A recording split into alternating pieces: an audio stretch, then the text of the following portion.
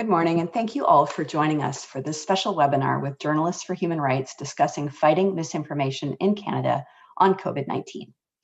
We have a powerhouse panel of experts in journalism talent with us today, and so I'm looking forward to a lively discussion on one of the biggest challenges facing democracies today: how to protect an electorate and a citizenry from the double scourge of disinformation and misinformation on social media platforms, in an environment where, in Canada, 19 million Canadians are now on Facebook, and 60% of Canadians in recent polls say they get their news exclusively from social media.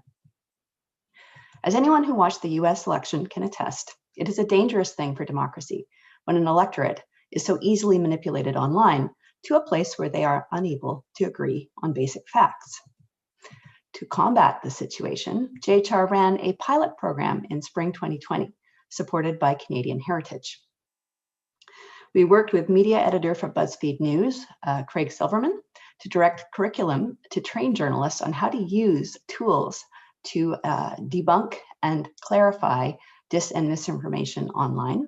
And we also encouraged the journalists that we trained to make covering dis and misinfo part of their beats. We also worked with the excellent folks at CIVIX Canada, represented today by Dimitri Pavlunas, to develop social media literacy materials explaining these tools and strategies to the general public. Then COVID hit, and we had to pivot the entire project online. We worked with two great project coordinators, Senior Programs Manager Hannah Clifford and Molly Grove, as well as disinfo expert Marcus Kolga, to recruit and train the media literacy trainers, adapt the training entirely online, and deliver it through the onset of a pandemic in March and April. The journalism team of trainers trained 297 journalists across Canada. The media literacy team of trainers swiftly blew through our initial target and ultimately trained over 1,000 people in both official languages from coast to coast to coast. We've since had interest from hospital administration systems in Texas and Washington, D.C., from networks of journalists in New York, and many others, and we are now building out aspects of this approach, both internationally with Global Affairs Canada's support, and here at home with the support of the Trottier, Rossi, and McConnell Foundations. The webinar will be divided into two segments. Segment one is a discussion on training Canadian journalists on how to address misinformation and disinformation, and the panelists will be our expert curriculum advisor, Craig Silverman, Geoff Leo, investigative journalist with CBC Saskatchewan, and Aphrodite Salas, journalist and journalism professor at Concordia University.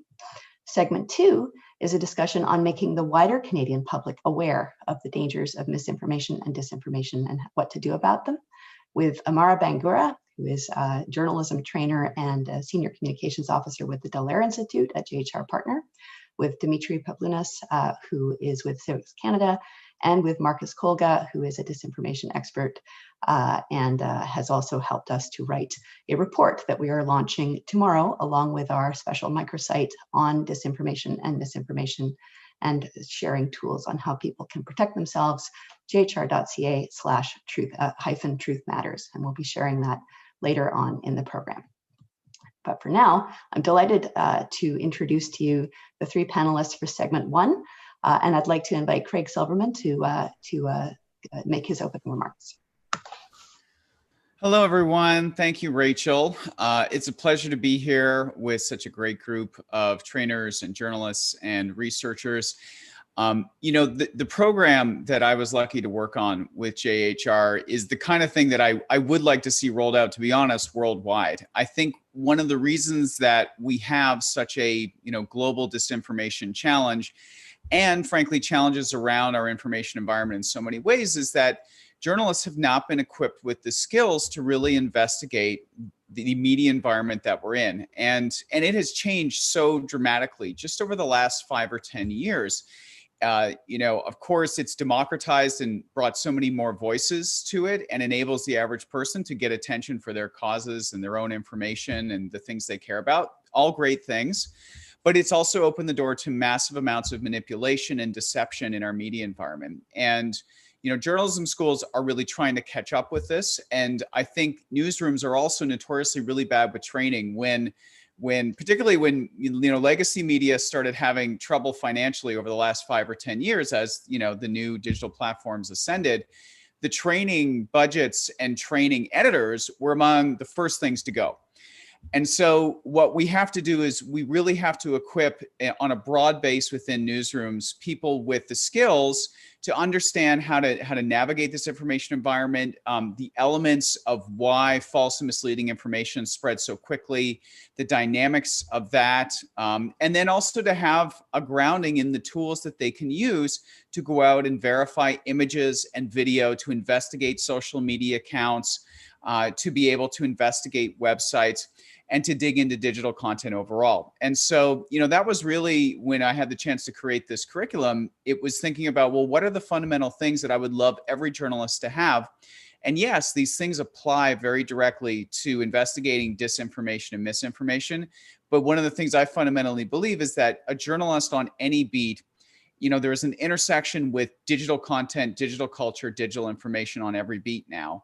And there is often an intersection with disinformation. But even without that, every journalist on every beat has to have basic digital investigative skills. So the fact that there's now concern around disinformation opened the door to create this program, to do this training, to equip journalists all across the country from coast to coast to coast. And that, that to me was a really amazing thing. And getting a chance to spend a couple of days with these great journalists who were then, trained on this stuff, and to have them go out across the country was a fantastic thing. And they, adapted really, really well, given the pandemic coming not too long after we did our training the trainers section, and still managed to reach lots of people. And I think it's really inspiring to see what our trainers have done with these tools and this knowledge, and then also the people they trained, showing again that yes, it can apply to disinformation reporting, but it's really essential to have it throughout newsrooms. And I'm excited that, we're hopefully going to have another phase of this and take it even further.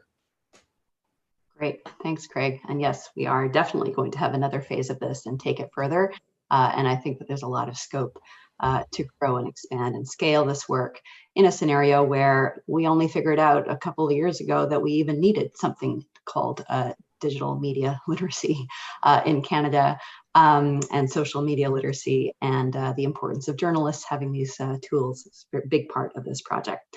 I'm going to turn to Aphrodite Salas with Concordia University. You had a number of really interesting responses to your training work with us, and I'm wondering if you can share a few insights from that. Yes, absolutely. Thank you, Rachel. I think Craig made a lot of good points about just kind of how this all happened. We were trained in January, I think it was, or February, and had a totally different concept of how these workshops were going to be delivered. So I think, when I first found out about the training, the workshops, I knew that I wanted to be part of it because the first obligation of any journalist is to the truth, and kind of facing this constantly changing digital landscape. This was really, to me, as an educator as well, a great opportunity to learn as much as possible and share. So yes, the training happened before the pandemic hit. And it was really solid training. Just a word as well on why I chose to participate. When I heard that Craig was going to be the one developing the curriculum, that was a huge draw because he's known as an international expert in the field and had probably the most amount of experience, I would say, from anyone really that I know in this country at this point with applying the skills. So I felt like that was the perfect person to get to create the curriculum. So the training was solid. It was over 2 days, very interactive. And it's funny, I think I was the only person that had to do it virtually because I couldn't make it to Toronto that way. That's right, you were the precursor. Yeah, if only we knew. And then after, so the 2-day training was amazing. We had this workshop, and I had this idea that I was going to be reaching out to newsrooms in Montreal to offer the training. Then, of course, the pandemic hit, and that was right out the window. So it wasn't going to happen that way. So I asked JHR if I could do it for all of my classes, which actually ended up being the entire first year class of journalism students at Concordia. So it was lucky in a way because I was able to, well, I had to jettison the end of the semester because it wasn't going to work anyway. And I repurposed the workshop into 3 parts, broke up the material into 3 modules, and conducted online interactive training where I taught them the skills, and we immediately tested things while we were online together. And I wasn't sure how it was going to work. And in the end, I think many students came to me afterwards and told me how they had applied things during the sessions and afterwards. One example in particular, I'm thinking of a student who probably a few weeks after the training tweeted a series of just a whole thread where one of her good friends had gotten a job offer and was really excited about it. So my student decided to just do a little research. She immediately found out that she couldn't find the company on LinkedIn or Google or a couple of other main platforms. So she used several different techniques that we covered in the workshop. She located a company website, used Wayback Machine to see when it was created, found nothing. Then she checked domain big data, found out the site was created only 4 days prior, found the company was registered in Ontario, not in the US, as the hiring manager had claimed, dug a bit more, found a phone number that had been listed at a scam caller in 2018. And in the end, this is a student who saved her friend from a potentially extremely unpleasant situation since the company had been pressuring her to sign a contract. And really, she credited the skills that we learned in that workshop, and she applied them in her real life to a positive outcome. So, I mean, that's just one story, but that is so cool. I just have to say, isn't that cool? I was like, I mean, this is the core insight. It's a jungle out there. You're getting emails from people that you don't know all the time, and we all know, sort of basic don't click on links from people you don't know and the rest of it. But there's so many clever ways in which people are trying to manipulate other people in this environment, and they get away with it. So I'm delighted to hear that. That's very awesome. Yeah. Cool. Yeah. So my takeaway basically was that the workshop skills that we were presenting through this JHR program were critical. And I actually gave another workshop to a group of journalists in Eastern Europe through the Thessaloniki International Media Summer Academy in September. And that was also really successful. And they loved the materials. So yeah, really so happy to be part of this and looking forward to working together going forward. Likewise. Thank you, Aphrodite. That's fantastic. And last but certainly not least, Geoff Leo from CBC Saskatchewan. Can you share with us a few insights from your training?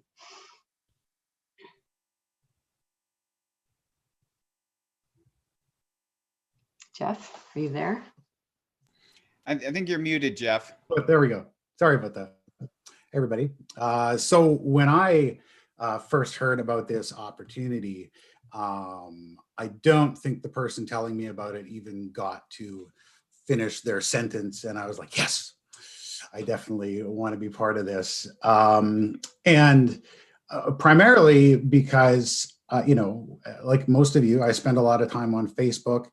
And it had been kind of driving me crazy, the growing level of cynicism, gullibility, that I was seeing amongst people who were my friends, and cynicism about what I do, and cynicism about my colleagues, and so we've for years there's been a growing cynicism and skepticism about the media, but it really seems to have accelerated in the last few years, and it really kind of grates on you. As a journalist, when your friends think your profession and most of what you do is probably fake, or at least, the company you work for. And people are saying not just you're getting stuff wrong, like not just that you're bad at what you do, but corrupt, right? Like the actively making things up. And this is, so far from my own personal experience and the experience of my colleagues that it just kind of was really grating on me. Just a little bit of, so I'm an investigative reporter, and so I look into stuff, people doing stuff they shouldn't do, or people not doing stuff they should do. And the level of painstaking detail and going over every single fact and reviewing material with editors and management and lawyers, and we know we're taking people's reputations into our hands. Every time I publish, I'm taking my own reputation into my hands.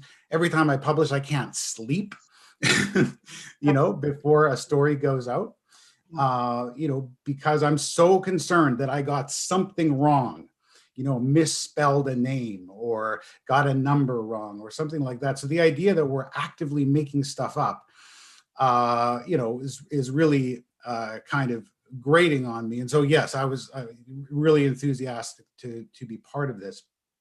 And, we don't actually have to tell journalists that there's a lot of false information out there. They know that. This is evident in our lives. But I think, the main takeaway and the main thing I wanted to communicate through Craig's material was that we don't have to be satisfied with just telling people, well, this guy says this and this guy says that, and who knows, you decide. But that we can actually, people doing stuff online leave breadcrumbs behind. And we can follow those, and they leave breadcrumbs whether they want to or not. And so we're able to, pull back the veil on what's going on. Who is this that's purveying this information? Maybe get at why or who else they're connected to. And basically just being sort of intolerant of misinformation, and also believing that we can get to the bottom of things, that, that it's not just a matter of he said, she said, but that we can, dig in. And I really learned this. So I've also used to cover politics, cover the legislature for years. And again, maybe some of my early reporting was, the NDP says this, the Saskatchewan party says this. Who knows, right? You just kind of report both sides. But over time, I started realizing, no, like somebody's right and somebody's wrong, or at least somebody's righter and somebody's wronger, and we can figure that out, right? And so we go back and forth, and we, so initially the gap seems like it's this, and as you go back and forth between the two sides, eventually you figure out, okay, the issue is this, and this guy's wrong, and this guy's right. And so, that requires you understanding that people are constantly trying to spin you. Constantly trying to get you to see things their way. And that was what it was like as a political reporter. Well, now that's what it's like for everybody. Everybody's getting spun all the time, whether you know it or not. And I think most people don't know it, because you don't think you're getting spun by a guy who believes the same thing you do, right? He's just conveying facts. And so there's a sort of a lack of skepticism. I have one little story, and then I'll wrap up my opening remarks. So in the course of this training, just shortly after it had happened, one of my kids in their 20s sent me a video of a biology professor from the University of Regina who posted a video in which he said, and this was thinking March-ish, that all of the social distancing, the social distancing measures, there's masking wasn't really popular at that point, but he was basically saying this pandemic has actually already come and gone, that most people have already had it. And he said that, our leaders in terms of healthcare in Saskatchewan basically didn't know what they were doing. And so he was causing a bunch of confusion and a bunch of concern that this thing was being overblown and that in fact COVID had already come and gone in Saskatchewan. And so some media outlets were reporting on this guy, and we're just saying this professor says this, and kind of putting his ideas out there. And for me, I took this really personally, because this was not just out there generally. This was my kids who were looking at this and believing this. And so this was a great opportunity to take him seriously, not just dismiss the claims, but to actively investigate. And so I did that over a period of a few weeks, going back and forth with him to understand what he was saying, what was his evidence for that, going to other experts. And eventually we, wrote a piece that in detail analyzed and highlighted the errors that he was making. And his claim was that COVID was petering out, and at that time we had 2 or 3 or 4 cases a day. Well, just yesterday we had 300. So COVID's not petering out, but this sort of idea that we're not going to be tolerant of misinformation. We're not going to call everything misinformation just because it doesn't fit the standard paradigm. But we are going to examine it and think about it. And so excited to be part of it. Debunk it. Thank you so much, Geoff. That's great. And that insight about being spun is very, very crucial one. Understanding that essentially we are in some ways, because we all have access to these publishing platforms, we have all become a version of publishers. I'm not going to call everybody journalists, but publishers. And we're being spun daily with the information that's being shared online in ways that we don't even see. And that's the part that's so insidious. And that's why this work is so, in my view, so essential. I'm wondering sorry, I was just going to say, one of the things that I've taken to saying to some of my friends who share things online is, you expect me as a journalist to research, fact check, be certain of everything that I'm saying before I publish, right? Not just publish rumors or I heard this from a guy. So you shouldn't do that either, right? Like, start judging yourself by the same standard you want to judge me by that standard, but judge yourself by that standard too, because we're no different. We're both publishing information. We should all be holding ourselves to those kinds of journalistic standards in a scenario where that is not being done currently on the platforms in the same way that it is done through standard editorial process. I'm wondering if we can circle back to Craig. There's a question from the audience. What can be done to distinguish real journalists from citizen journalists or propagandists who pretend to be journalists? Yeah, I mean, this is one of the elements where manipulation has become easier. If you think about, for example, your Twitter feed or your Facebook news feed, a link shared in there, all kind of looks the same. And most people don't kind of pay attention to the URL where it's coming from or that kind of thing. And so we have this sort of flattening that's taken place on social media platforms where something that has taken weeks or months to produce through professional journalism with high standards and lots of lawyering and fact checking and all of these things, on the platform, it looks the same as something that somebody dashed off in an hour where they completely made it up. And that extends also to once you click through, it's very easy to buy professional looking web templates to help a website look like it's a reasonably professional real news outlet. And so the signals are so garbled for the average person that it's harder for them to distinguish unless they spend some time on it. So some of the ways that we need to kind of attack these problems is, one, there are some efforts out there to actually, by the platforms themselves, to surface contextual information about links and about things being shared to help give signals of credibility or a lack thereof to people out there. So for example, oftentimes on Facebook, there's now a little eye icon on a link that's been shared that you can click on, and it'll give you, a bit of a Wikipedia entry to tell you, hey, this is a news organization that's been around for 100 years, or this is a web domain that was registered 3 weeks ago.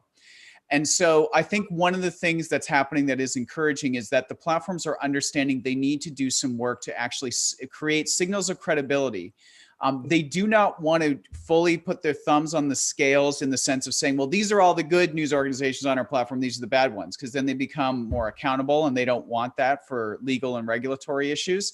So the contextual information is what they're doing. And I think that news organizations should also, in concert with that, think of the signals of credibility that we can build into our work, so that when it appears on these platforms, it's sending off the good signals. And also so when people arrive on our websites or view our videos or other things, we're giving off signals that sort of show an element of credibility. And so some of the things that news organizations are doing are trying to be more transparent about the work that went into their stories, so that it's high up there and you can see that, trying to use headshots of their journalists, giving details about them, making more of that information surfaceable. So I think what it comes down to in a lot of ways is thinking about the ways that we can signal to people who are scrolling quickly of little hints and elements of credibility. And then the other thing is to do what we've always done, which is to be out in the community and see people and talk to people and be ethical in the way that we interact with them, so that they come away with good experiences. And that is one of the dangers of the loss of local news, is that we're losing journalists in communities who interact with people on a daily or regular basis, who know people in the community and they know them. So I think figuring out ways of having people better understand how we go about our work, because most people don't understand how journalists do what we do, and also thinking about how we can be present in communities and there in people's lives, so they start to get a sense of the difference between real journalists and fake ones. That's a really important point, Craig. Thank you for raising that. One of the things that we have identified in the course of this training is the importance of exactly that, of helping people to understand what journalists do, who they are, why they're doing what they're doing, that they're doing this in the public interest, that they have no fixed agenda, but that they are simply beyond the agenda of ensuring that information that the public needs to know gets out there, and really understanding and reclaiming that role as the referee, if you like, of information between state and society. And so I'm wondering, we have about 3 minutes left in this segment of the session. If we could speak, and I'm going to direct this question back at Geoff. You had when we had started doing this training, initially I was like, okay, we're training journalists. That makes sense. Training the general public. That's a really, really big ask. And that seems like, really, can we really make any impact with training the general public? What is the value of doing that? And Geoff, I'm wondering if you can share a little bit of your thoughts of why actually that did become an important part of what we're doing here. Yeah, well, I mean, in a way, kind of building off of what Craig said, sending signals of credibility is helpful. But the reality is, if your answer to somebody saying, "Oh, I wonder what's true," is, well, CNN says this, so it's true, or MSNBC says this, so it's true. I mean, after they pick up themselves off the floor from laughing, they'll believe the opposite of that, because part of the problem is there is a massive growing, I think, distrust of legacy media. And if it's something that the New York Times reports, or if it's something that CBC reports, that's how we know it's wrong. And so I don't know what you do about that. We have, it seems like there's sort of two maybe categories of people that maybe one may be easier to reach than the other. And the one is sort of like my mom or my sister, who, they get, this overwhelming amount of information shared with them. They don't have a natural distrust of the media, but they have their friends sharing things that are just bonkers, but seem like they might be legit. And those sorts of people, I mean, I've found, like in the training that we did with the general public, just saying, here's a few tips, here's a few tools for you to think critically about what you're seeing online, super helpful. People were so excited. People were so thankful to have that as, you can check this claim, you can check the credibility of this website, you can check this image to see where did it really come from. Those sorts of things, that's very helpful. For people who, reject who, you know, the fact that it's on the New York Times website or the Government of Canada website is something that discredits the information. Honestly, I mean, you know, that's where I guess we need media literacy training, and you know, we really need, I mean, as journalists, I think we really need to like, and again, building on what Craig said, you know, work really hard to earn the trust of people, person by person. I do find that my friends who think the media is fake are less skeptical of what I do, you know, because they know me and you know, I can walk through. So I think, you know, again, as Craig was saying, you know, local media. So, you know, I think people, if they know journalists and if they've experienced, you know, journalists, maybe that makes them less skeptical, but that's a big challenge. But overall, huge opportunity. And yeah, it's hard to think of a more important issue than this one. Awesome. Thank you, Geoff. Very much appreciated our amazing first panel with Craig Silverman, Aphrodite Salas, and Geoff Leo. We're now going to be pivoting to the second segment, and I'm very glad that you mentioned media literacy, Geoff, because that's the focus of the next discussion. We'll be welcoming Dimitri Pavlunas, Amara Bangura, and Marcus Kolga, and they will be speaking about the work that we did engaging with and training this broader public with these tools, and why that was so very important. And so happy to now welcome Dimitri Pavlunas to the webinar. And I'm wondering, Dimitri, if you can share a little bit of the work that you also do at CIVIX Canada, as the digital literacy project manager, as well as the work that you did helping to develop a training curriculum that was oriented towards your average individual who is online. Sure. Yeah, thanks so much, Rachel, for inviting me to be part of this great panel today. Yes, my name's Dimitri. I'm at CIVIX. And we were in charge of developing the digital literacy curriculum and training a group of journalists to then deliver this curriculum to the broader public. So in case you aren't familiar with us, the work of CIVIX, CIVIX is an education charity dedicated to building the habits and skills of citizenship among youth through experiential learning programs used by K-12 educators. But over the past 3 years, our focus has expanded significantly to include a deep emphasis on informed citizenship and digital literacy, largely as a response to this current crisis around digital mis and disinformation. So we've been working really closely with some of the leading digital literacy experts in the world to develop an evidence-based curriculum grounded in what we believe to be the most efficient and effective methods for teaching online verification skills to students. Our resources are used in thousands of schools across Canada. We also have a Colombian team adapting these resources for use in schools in Colombia. And our goal is really right now to transform how digital literacy is taught so it can account for this influx of online mis and disinformation. Because right now, the most commonly taught methods of evaluating information, skills that students then carry with them into adulthood, they just don't work, and they often lead students to form incorrect conclusions. And we have kind of a ton of research that shows this. But we also know that in order to really address this issue, we need to reach as wide an audience as possible, right? School-age kids aren't the most likely demographic to spread disinformation. And this is why it was so exciting for us to work with JHR. It was an opportunity for us to bring our methods to a completely different audience through a really unique and compelling delivery model. Because while professional educators are probably best equipped to deliver this material in the context of a school, right? Who better to equip and educate the broader public than professional journalists?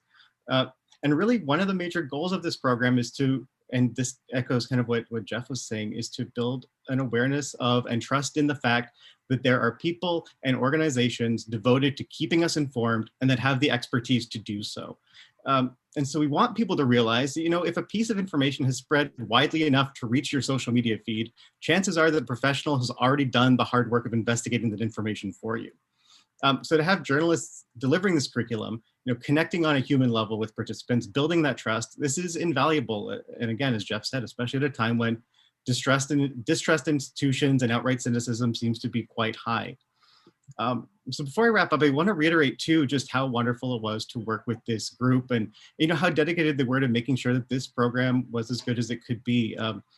Just to give you an example, so we at CIVIX actually developed the curriculum back in November 2019, feeling pretty good about ourselves to be ahead for once, and when it came time to do the training in March, the world was in a fundamentally different place.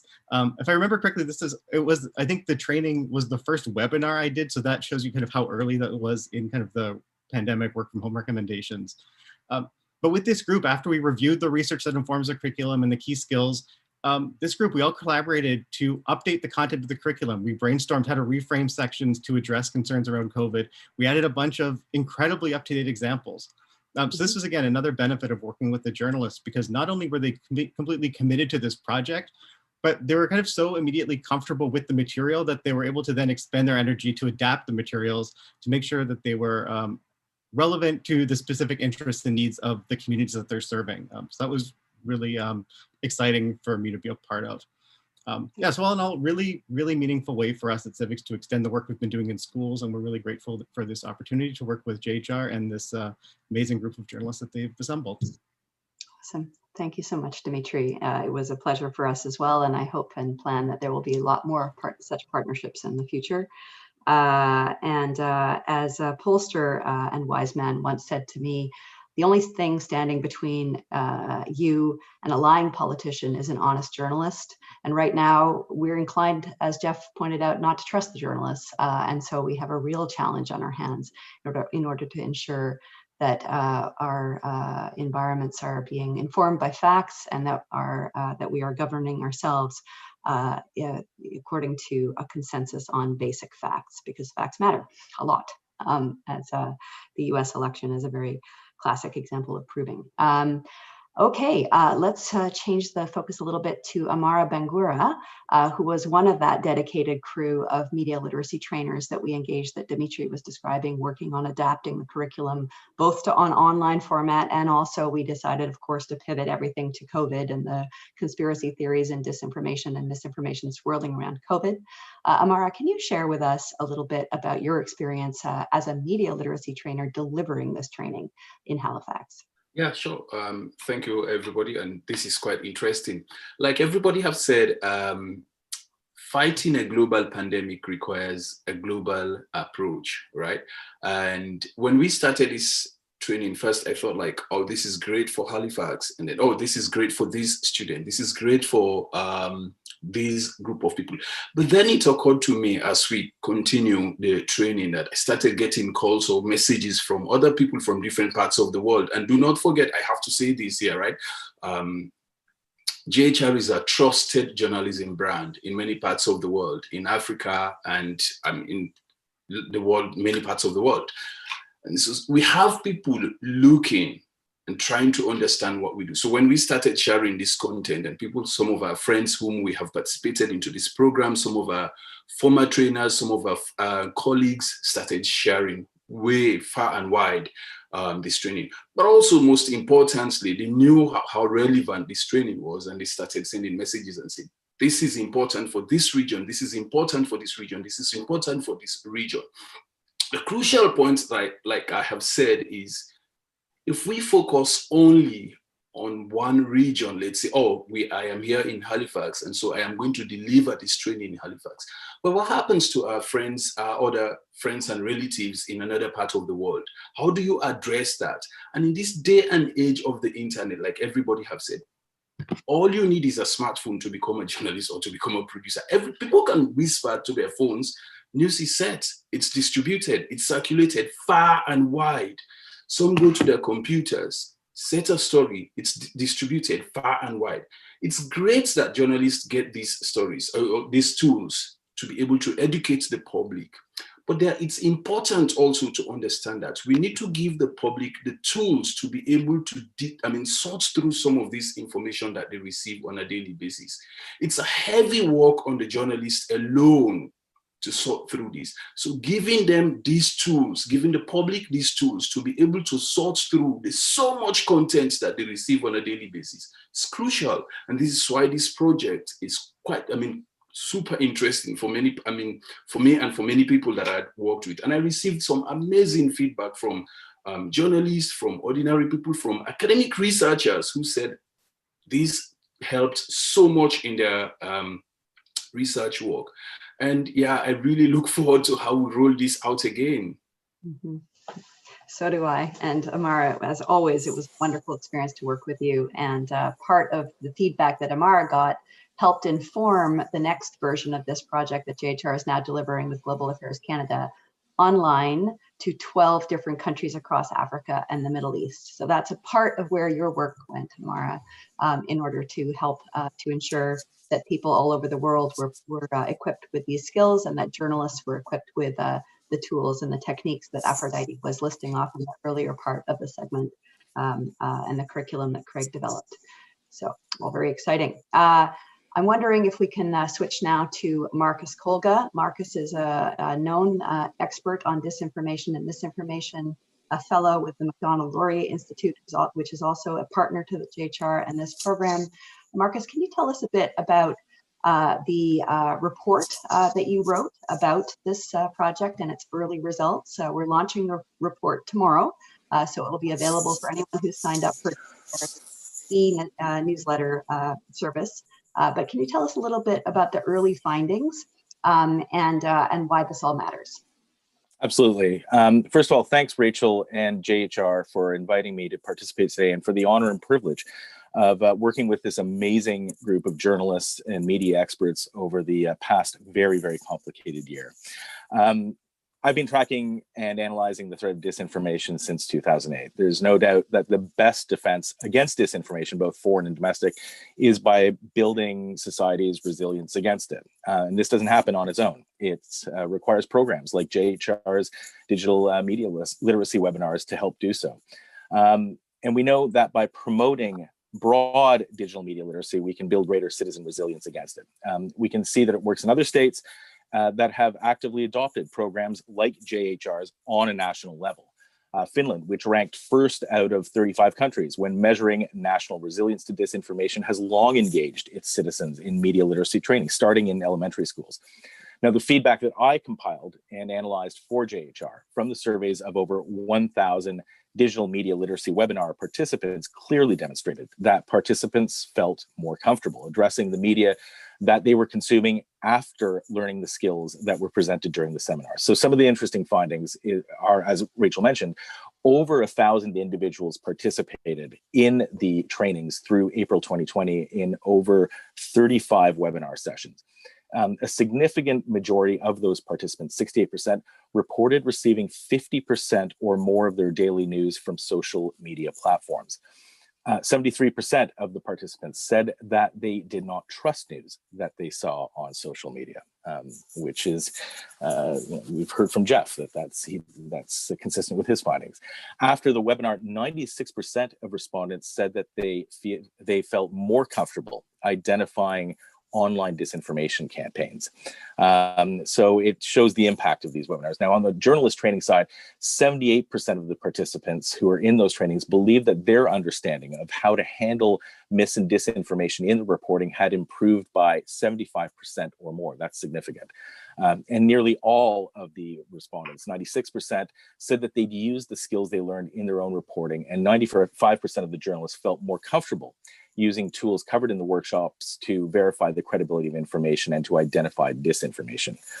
Now, as Dimitri mentioned, as part of those JHR digital media literacy webinars, we included some COVID-related hoaxes and disinformation. But the narratives that we're seeing today, a few months later, are far more aggressive and potentially destructive.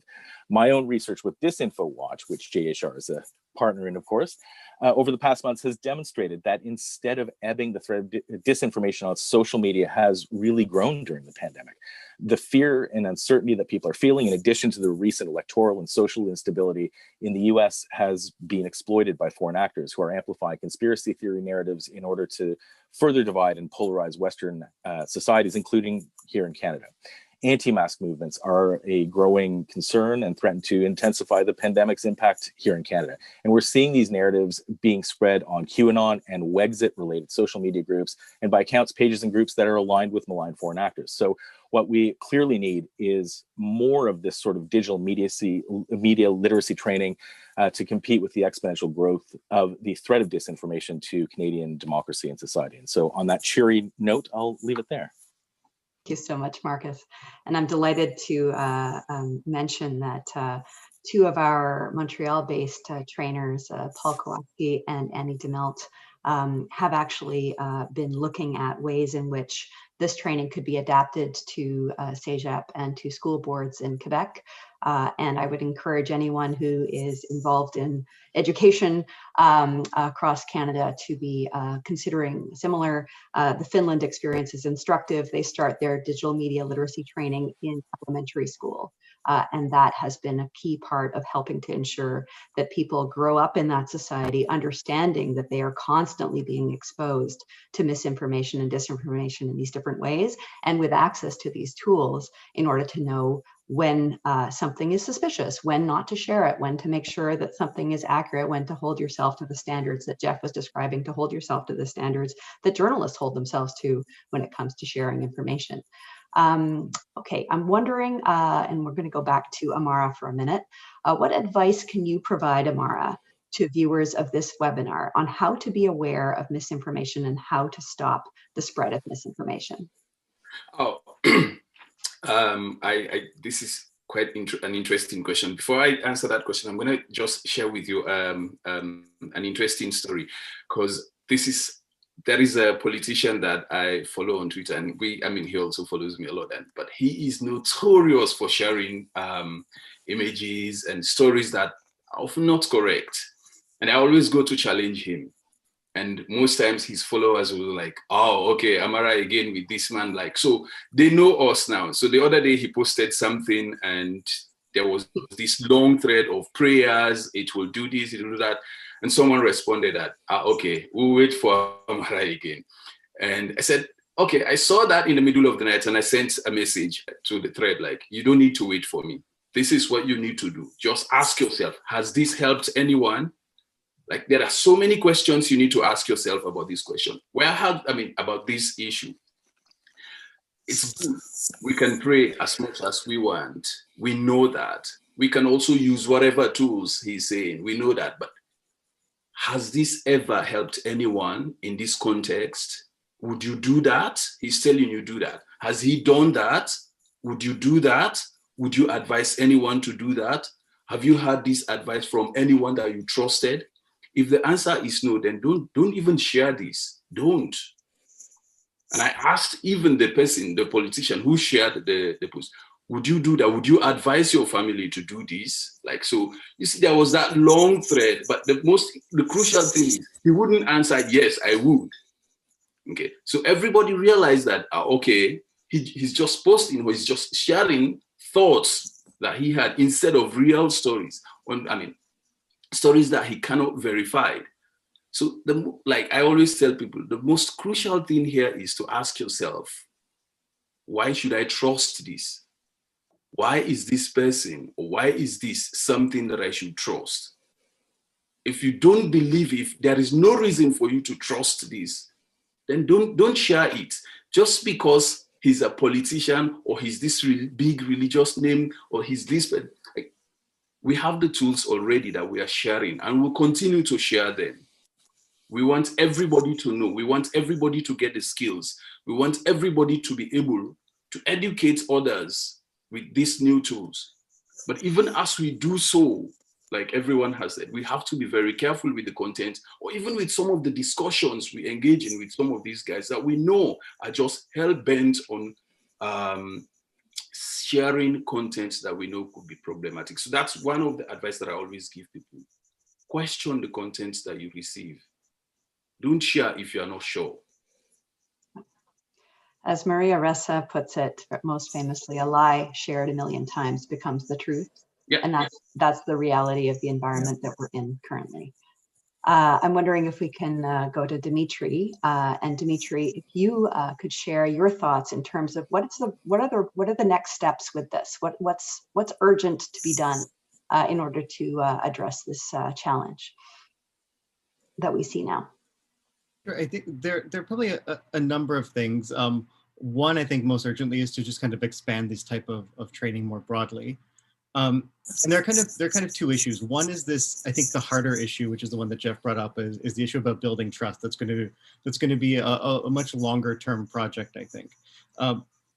I don't know, maybe on the positive side, the easy part is actually the skills, because there's been so much research done about the types of skills that work.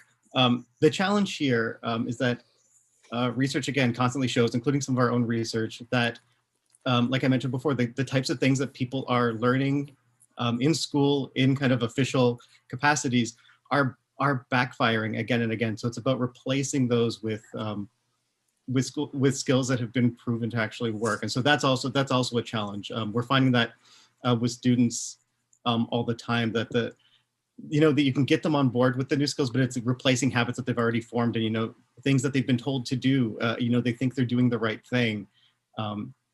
They think they're looking for these credibility signals that Craig was talking about earlier, but they're looking in the wrong places, and that's leading them astray, because people are, bad actors are figuring out how to take advantage of the things that they're already looking for. So it's really about, the skills levels, replacing bad habits with better habits, and then on a broader level, just building trust in the fact that there are people who dedicate their lives to informing us, and that we can actually put our trust in those people. Dimitri. And Marcus, this one's for you. Could you just maybe, from your own research as a disinfo expert as well, clarify what is the threat of misinformation to Canadians? Like, what are we actually talking about here in terms of the scope of the threat?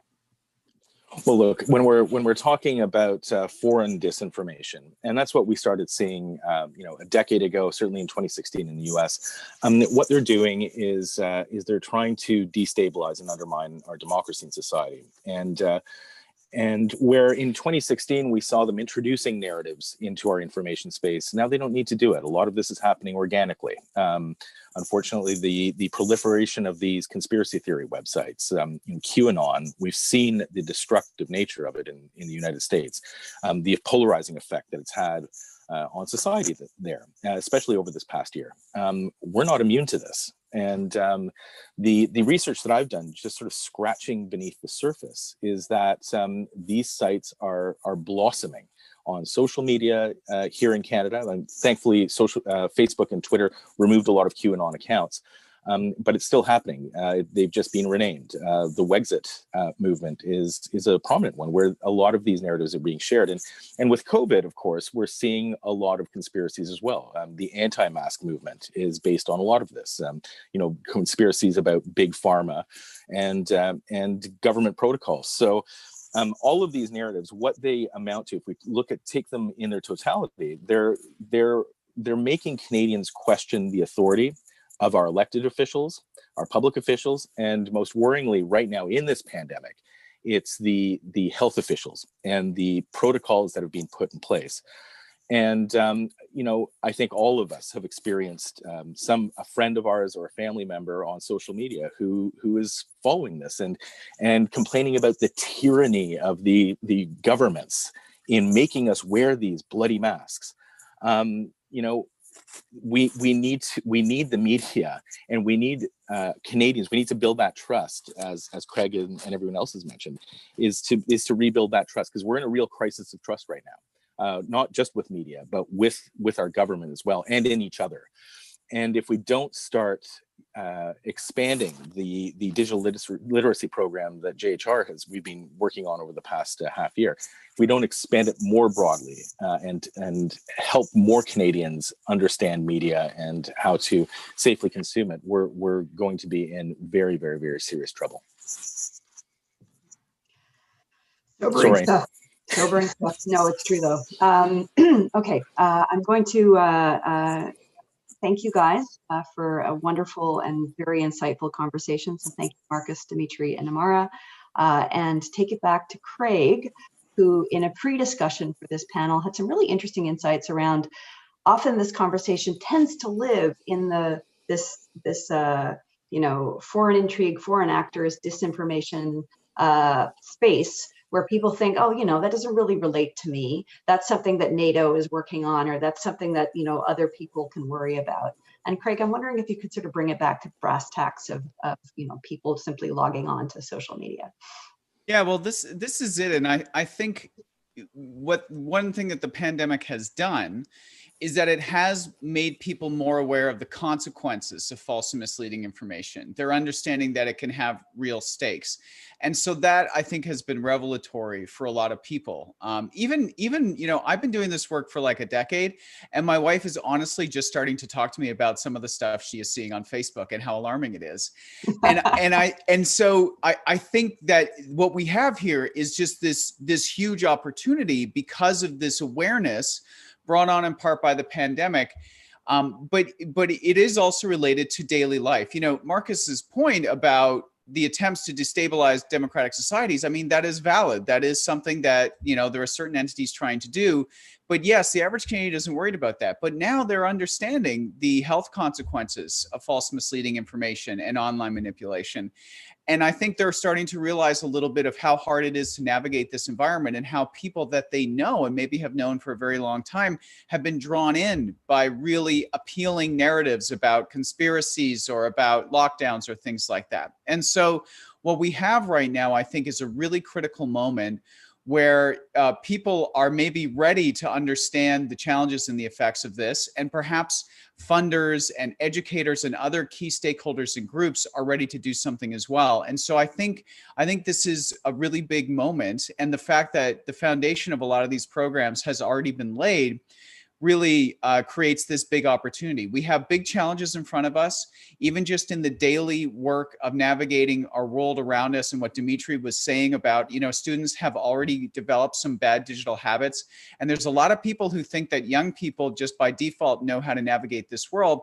Everybody needs help. It can't just be in schools. It's also got to get in, you know, critical care facilities and nursing homes and other places. And so this is the great challenge and opportunity that's in front of us. And, you know, I'm biased, but I think journalists have a really huge, you know, potential to be like the tip of the spear in this.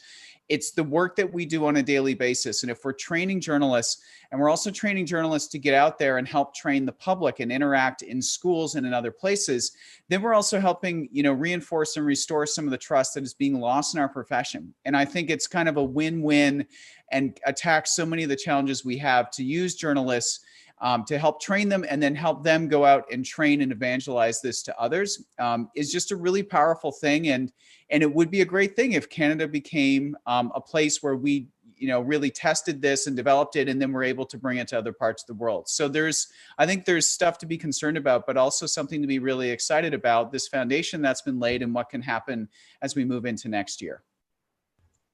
I couldn't agree more. Thank you, Craig. That was very, very insightful. And in particular, this piece on one of the things that JHR does overseas is we step in where the education system has failed a society. And we work with journalists to provide basic information about certain basic services that might be available, or how to understand certain rights.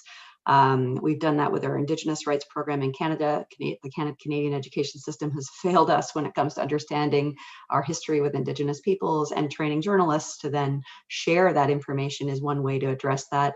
And we're dealing with the same situation here, where the education system is catching up quickly, but still, you know, there's work to be done. And then meanwhile, we have this entire, you know, series of generations of people who have developed certain kinds of digital habits, to Dimitri's point, some of which have to be changed in a world where so many people are now saying that they are getting their news exclusively from social media. That is a situation where people are ripe for manipulation. And that means that there is an ever more urgent need for this kind of programming.